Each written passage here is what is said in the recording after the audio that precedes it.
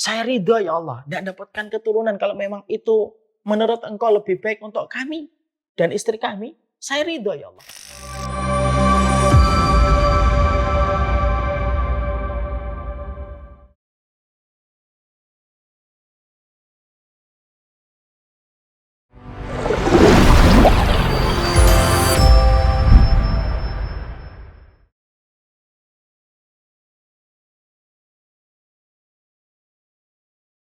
Keluarga, suami istri yang belum mendapatkan keturunan.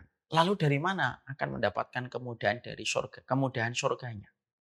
Kata para ulama, satu, keridhaan mereka kepada takdir itulah yang menjadikan mereka itu akan mendapatkan keutamaan sebagaimana keutamaan orang tua yang mendapatkan anak yang soleh.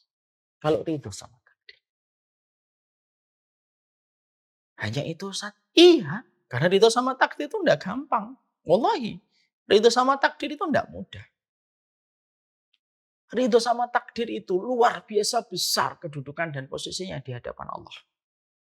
Makanya maaf ya, kalau sampai ada manusia infak 1 gunung Uhud emas, tapi dia tidak ridho sama takdir, Allah tidak terima itu infaknya 1 gunung Uhud emas kalau dia tidak ridho sama takdir. Sebaliknya kalau dia ridho kepada takdir, baik takdir yang pahit ataupun takdir yang manis, saya ridho ya Allah, tidak dapatkan keturunan kalau memang itu menurut Engkau lebih baik untuk kami dan istri kami, saya ridho ya Allah. Keridhaan itulah yang akan menjadikan dia mendapatkan pahala besar sepadan dengan orang tua yang mendidik anaknya menjadi anak yang soleh. Karena Allah itu membagi setiap manusia dalam peran takdir yang beda-beda.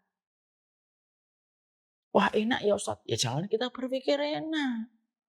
Karena mungkin kita tidak melihat tetesan air mata orang tua itu ketika orang tua itu melihat anak kecil menggendong, melihat ada seorang ibu ditolong anaknya. Setiap hari dia akan melihat pemandangan itu sepanjang sisa hidupnya ketika belum punya keturunan. Itu bukan perkara ringan. Memberikan ridho sama takdir itu naik turun. Fluktuatif itu. Makanya orang kalau stabil tetap memberikan ridhonya. Ya Allah, saya ridho kalau memang Engkau belum memberikan keturunan ini ya Allah. Keridhaan itulah yang akan terbang menuju kepada Allah. Mensejajarkan orang yang ridho kepada takdir dengan orang yang mendapatkan keturunan ketika keturunannya soleh. Nah terus solusinya gimana? Ya solusinya salah satunya begini. Kalau ada orang tua belum mendapatkan keturunan, banyak-banyaklah dia itu mengajarkan kepada orang atau kepada siapapun. Dia bisa ngajarin itu kepada keponakannya. Dia mengajarkan yang bermanfaat kepada mungkin anak tetangganya, anak sahabatnya. Diajarin agama. Maka kalau dia menjadi orang yang tetap menebarkan ilmu kepada orang lain, maka insya Allah orang itu tetap akan mendapatkan kebaikan doa dari anak mereka. Dari anak-anak yang bukan mereka, tapi dialah yang mendidik anak itu. Karena sesungguhnya para ulama itu mengatakan, apa bedanya abun dengan walid? Apa bedanya umun dengan walidatun? Kenapa kalau ada anak berdoa menggunakan kata Robbi firli wali walidayya? Kenapa wali walidayya? Bukan wali abawayya. Para ulama memiliki penjelasan. Kalau wali abawayya, abun dan umun. Abun dan umun itu keluar, yaitu adalah bapak dan ibu secara nasab. Yang punya nasab, ngasih makan, ngasih minum, ngasih sandang, ngasih papan, itu namanya abun dan umun. Tapi kalau ada orang tua yang tidak hanya memberikan kepada anaknya itu sandang, papan, dan pangan, tapi juga mendidik anak itu, memberi ilmu kepada anak itu, sampai anak itu tahu tentang kebenaran. Itu yang namanya walidun dan walidatun. Walidun dan walidatun itu bisa siapa saja. Bapak sambungnya, itu bisa jadi walidun dan walidatun. Gurunya, walidun dan walidatun. Tetangganya yang ngasih tahu dia tentang kebenaran, sampai anak itu tahu kebenaran, itulah walidun dan walidatun untuknya.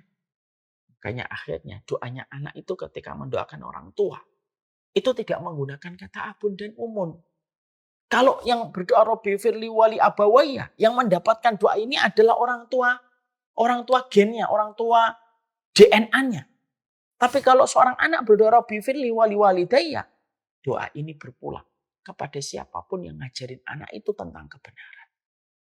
Makanya maaf ya, ini hanya sekedar masukan. Siapapun yang belum mendapatkan keturunan, banyak-banyak nanam ilmu kepada orang. Mungkin ngajar, Mungkin setiap ketemu anak kecil diajarin satu ilmu, diajarin satu ilmu. Maka kamu akan juga mendapatkan pahala dari anak itu ketika anak itu mengamalkan ilmu yang kamu ajarkan kepadanya. Allah a'lam bishawab.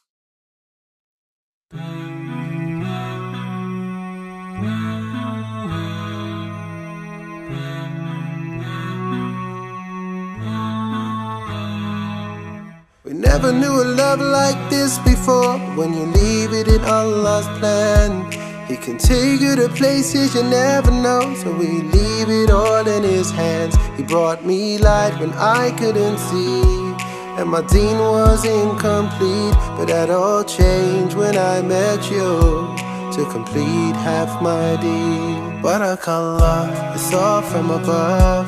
From the moments that we share, Barakallah, we've come this far. Then in Jannah we will share. Barakallah, it's all from above. From the moments that we share, Barakallah, we've come this far. Then in Jannah we will share. I will always be there for you, no matter what will be. I know Allah is there for us. His love will always be here. He brought us light when we couldn't see, and our deen was incomplete. Now that's all changed. Now we have each other, completed half our deen. There is a reason why we catch feelings, and our feet haven't touched the ground. Cause I got you and you got me, completing half our deen.